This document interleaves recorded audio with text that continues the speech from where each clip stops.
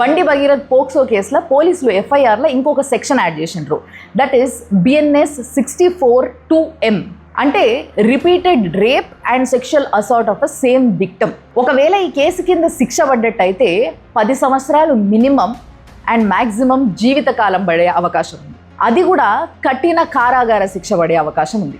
బాధితురాలు తల్లి పెట్టిన కేసు కన్నా కూడా తర్వాత బాధితురాలు ఇచ్చిన స్టేట్మెంట్ ప్రకారం దాంట్లో బయటపడ్డ చాలా విషయాలు వాటిని ఆధారంగా చేసుకొని ఇప్పుడు పోలీస్ ఇన్వెస్టిగేషన్ నడుస్తుంది. ఇన్వెస్టిగేషన్లో భాగంగానే ఇటు నిందితుడు అండ్ బాధితురాలు ఫోన్లో వాళ్ళిద్దరు చేసుకున్న చాట్ ఏదైతే ఉందో అది సేమ్ ఉందా, లేకపోతే దాంట్లో ఏమన్నా మెసేజెస్ కానీ ఏమైనా వేరేవి డిలీట్ అయినాయా, డిలీట్ చేసిండా నిందితుడు అనే యాంగిల్లో కూడా ఇన్వెస్టిగేట్ చేస్తుండ్రు. ఒకవేళ 2 ఫోన్లలో డాటా మ్యాచ్ కాకపోతే ఏదైనా డిలీట్ చేసినట్టు డౌట్ వస్తే దాని రికవరీ కోసం అని చెప్పేసి టెక్నీషియన్స్ ని కూడా సంప్రదిస్తున్నారు. ఈ గురువారం బెయిల్ పైన తీర్పు రాబోతుంది. కానీ ఎట్టి పరిస్థితుల్లో బెయిల్ వచ్చే అవకాశం మాత్రం కనిపిస్తలేదు అని కొందరు అంటున్నారు.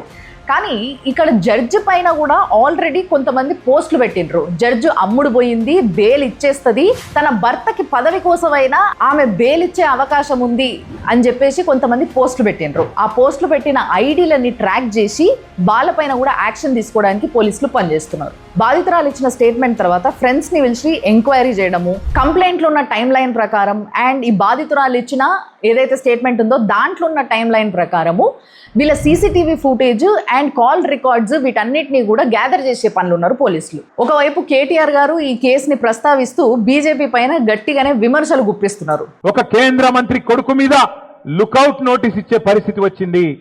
కేంద్ర మంత్రిని ఇవాళ మీరు బర్తరఫ్ చేయకపోతే ఇక్కడ విచారణ సజావుగా జరిగే పరిస్థితి లేనే లేదు.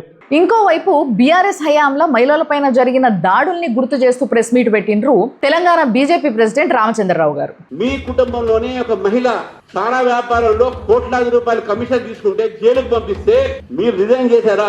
అది క్రైమే కదా.